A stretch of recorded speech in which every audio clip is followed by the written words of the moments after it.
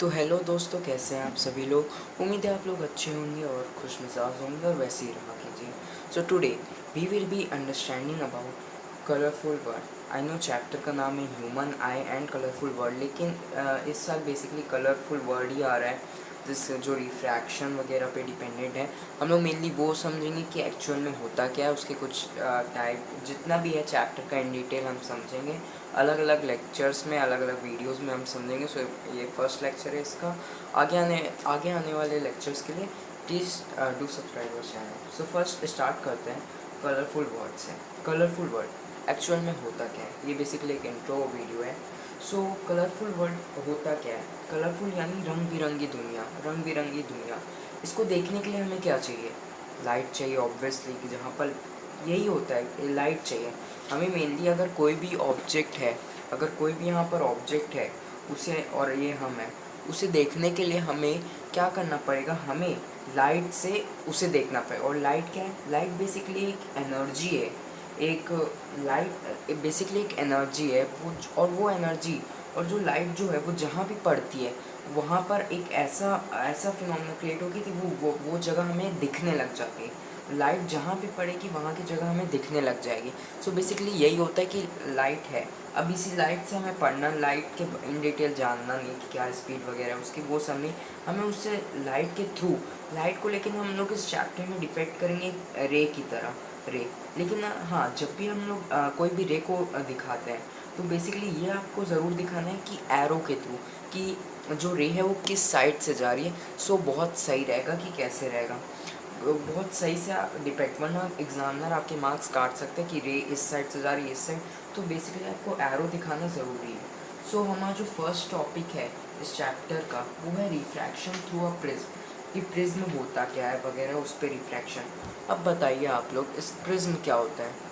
Prism basically एक triangular surface, एक 3D object रहता है ऑब्वियसली, उस तभी उससे होगी जिसकी हाइट लेंथ और ब्रेथ होती है। ये एक तरह का प्रिज्म का जो बेस होता है वो एक तरह का रेक्टेंगुलर होता है। कई सारे के प्रिज्म आते हैं, हमने पिछले क्लास में पढ़ा भी है 9th में मैथ्स में, स्क्वायर प्रिज्म, ट्रायंगुलर प्रिज्म, कई सारे के प्रिज्म जस्ट। बट यहाँ पर हम लोग मेनली रेक्टेंगुलर प्रिज्म के बारे में बात करेंगे कि बेसिकली ये जो प्रिज्म है ये होता क्या है। उसी के थ्रू जो रिफ्रैक्शंस वगैरह होती है वो हम लोग समझेंगे कि एक्चुअल में कैसे रिफ्रैक्शंस वगैरह होती है।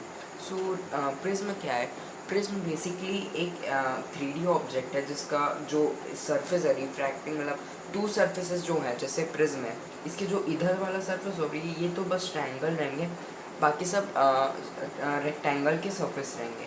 सो बेसिकली अगर हमको रिफ्रैक्शन करवाना है तो जो ये प्रिज्म का इस साइड है, हम लोग इसके थ्रू देखेंगे कैसे होता है रिफ्रैक्शन। रिफ्रैक्शन मैं बार बार बोल रहा हूँ, रिफ्रैक्शन क्या होता है। रिफ्रैक्शन कुछ हमने चैप्टर में दिया, चैप्टर जो लास्ट चैप्टर है वो लाइट वगैरह में, उसमें हमने देखा था कि रिफ्रैक्शन क्या होता है। जैसे कोई सरफेस है, एक तो हमने पता है ये रेयर होता है, ये डेंसर मीडियम होता है ना। तो ये ऑप्टिकली ये रेयरर है, ये डेंसर है। तो जो भी लाइट आती है, ये जैसे लाइट रे है ना, अभी सरफेस पे पड़ी, फर्स्ट ऑफ ऑल परपेंडिकुलर बना देता हूँ जो कि होता है नॉर्मल, है ना। अब हमें पता है जब भी रेयरर टू डेंसर आती है, तो अगर ये मुड़ती नहीं, अब दूसरे ऑब्जेक्ट पे आ रही है, तो अगर ये जाती तो कुछ इस तरह होती, लेकिन ये डेंसर में तो टूवर्ड्स नॉर्मल बेंड होगी ऐसे, फिर दूसरे सरफेस पे जाएगी वहाँ नॉर्मल, वो अवे फ्रॉम द नॉर्मल होती है। तो यही होता है रिफ्रैक्शन, बेसिकली वो टर्म होता है। It is the bending of lights it is the bending of light surface when it travels from one medium, first medium से सेकेंड मीडियम में जब जाती है तो उसका जो बेंडिंग होता है उसे हम लोग कहते हैं रिफ्रैक्शन। अब ये समझ आ गया। ये हमने पिछले बार ग्लास प्रिज्म, ग्लास स्लैब से देखा था, लेकिन इस बार हम लोग देखेंगे कि ये होता कैसे प्रिज्म के थ्रू। जैसे हमारे एक्टिविटी में भी गिवन है, देख सकते हो, ये जो है इससे कैसे होता है वो आज समझते हैं। ओके, इसी डायग्राम के थ्रू समझते हैं, अच्छे से समझ आएगा। ये दिख रहा है, ये प्रिज्म है। बेसिकली प्रिज्म का एक 2D ऑब्जेक्ट ही है ना, कि पेपर में शो करने के लिए। तो एक प्रिज्म है ना। अब क्या होता है, ये प्रिज्म है, हमें पता चल गया। इसके उधर साइड ये, पर अगर हम लोग को रिफ्रैक्शन देखना है तो हम लोग यहाँ से देखेंगे कि कैसे होगा। सो अब मान लो ये PE एक रे आ रही है ना, PE, ये आप लोग देख सकते हो, PE एक रे आ रही है। एक मिनट, इसको अच्छे से मैं, हाँ, अब ये देख सकते हो पी एक रे आ रही है। अब पी रे आई एन एन डैश होता है ये। इसके लिए हमें जब भी नॉर्मल बनाए तो परपेंडिकुलर टू द सरफेस होता है, याद रखना। तो एन डैश एक परपेंडिकुलर होगा। इसे एक काम करता हूँ मैं इधर ही बना देता हूँ नेक्स्ट पेज में। I hope it's clear. Okay, so पहले हम समझते हैं कि जैसे मैंने ट्रायंगल बना दिया। ट्रायंगल क्योंकि प्रिज्म को 2D शेप के लिए शो करने के लिए बनाना पड़ेगा ट्रायंगल ABC। एक्चुअल में ट्रायंगल है नहीं लेकिन प्रिज्म है। ओके, अब जितने भी चीज़ें हम लोग जितने भी टर्म्स होते हैं इस चैप्टर में वो सब हम लोग क्लियर कर देंगे। सो बेसिकली इंसिडेंट रे डालते हैं, चलो डाल देते हैं, डाले कि नहीं डाल देते, चलो। इंसिडेंट रे आई है ना, PE एक तरह से इंसिडेंट रे है। ओके, PE इंसिडेंट रे आई। अब यहाँ से मेरे को एक नॉर्मल बनाना पड़ेगा। नॉर्मल के लिए क्या, मेरे को परपेंडिकुलर बनाना पड़ेगा एक सरफेस से। तो ये एक मैं बना देता हूँ एन डैश करके, है ना।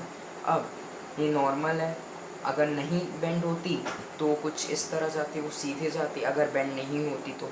लेकिन अब दूसरा मीडियम है तो उसको बेंड तो होना पड़ेगा। ये है तो बेंड होगी तो इस साइड हो जाएगी, है ना। ये बेंड हुई। अब ये दूसरा सरफेस आ गया, यहाँ से मैं नॉर्मल बनाता हूँ, दूसरा मेरे को नॉर्मल बनाना पड़ेगा। ये है, अब यहाँ से एक नॉर्मल बना देता हूँ, इसको मैं एम डैश कर देता हूँ। अब अगर ये बेंड नहीं होती तो ये फिर ये ऐसे सीधा निकल जाती, है ना। लेकिन ये बेंड हो रही है। अब कैसे, जब ये तो एक रेयरर हो गया, ये डेंसर हो गया।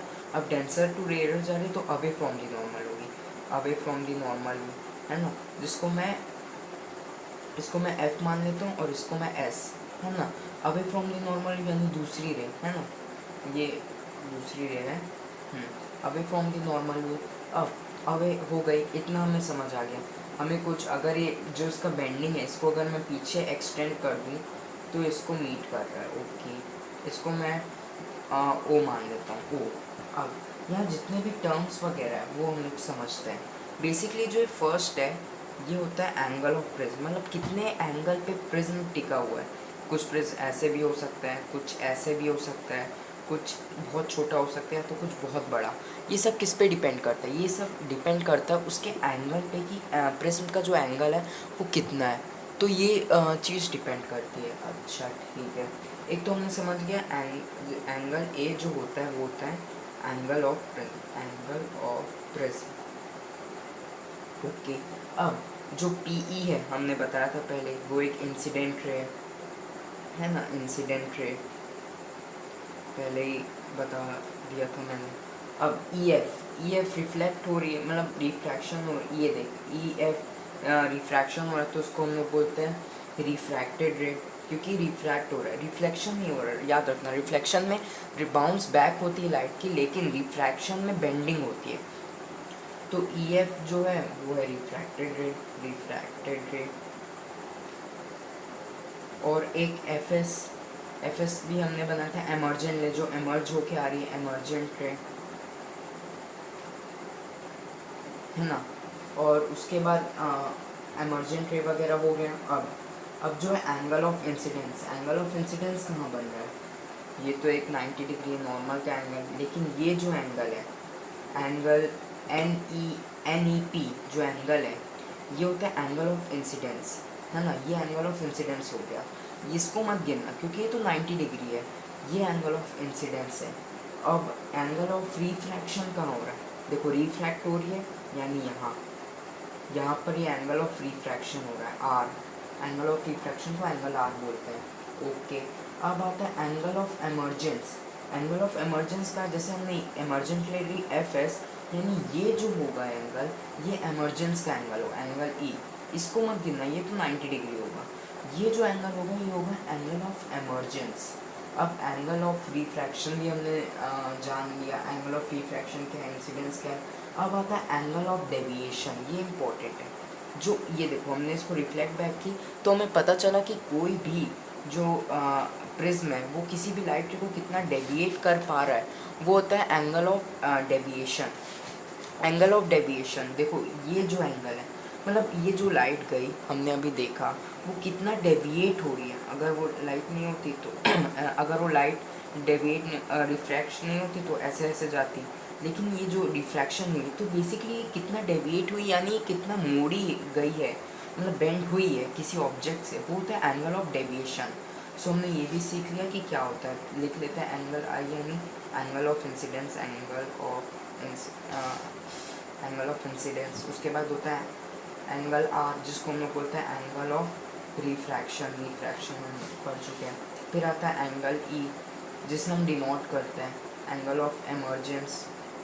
उसके बाद होता है एंगल डी, ये वाला एंगल डी है ना, ये होता है एंगल ऑफ डेविएशन, ये जितने भी टर्म्स वगैरह अगर आप जब बुक पढ़ोगे इस वीडियो के बाद, जितना भी अभी तक के मैंने समझाया उसको आपको और क्लियर होगा। और आपके पेज भी है 192 करके आपकी बुक में पेज है, उसमें जो एक्टिविटी गिवन है उसको एक बार देख, एक्टिविटी उतना नहीं डायग्राम है उसको समझ लीजिएगा तो आपको बहुत क्लियर हो जाएगा।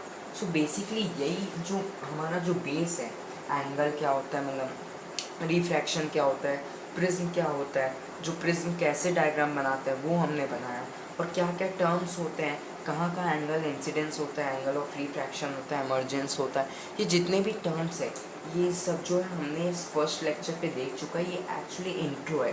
अब इसी से ये जो एक प्रिज्म है इससे जो डिस्पर्शन होता है, डिस्पर्शन और स्प्लिटिंग ऑफ लाइट वगैरह जितने भी है, डिस्पर्शन ग्लास प्रिज्म में होता है कि नहीं होता भी है तो कैसे होता है फिर भी उसको ना माना जाता है। तो ऐसे कई सारे टर्म्स है, एटमॉस्फेरिक, ये सब आने वाले वीडियोस में हम कवर करेंगे। ट्राई करता हूँ डेली वीडियोस डालने की, तो ये सब हम लोग चीज़ें हैं, तो ये सब हम लोग आने वाले वीडियोस में ज़रूर कवर करेंगे। आपको ये कैसा लगा वीडियो और ज़रूर बताइएगा, एक्चुअली फर्स्ट वीडियो है, सो आई नो दैट इतना अच्छा नहीं होगा। कैसा लगा वीडियो को लाइक, अगर अच्छा लगा तो लाइक कर दीजिएगा, बुरा लगा तो डिसलाइक मार दीजिएगा, और कमेंट सेक्शन में बताइएगा कि कैसे लगा वीडियो और मैं कैसे इम्प्रूव कर सकता हूँ ये सब चीज़ें। Do subscribe our channel for our next lecture and thank you.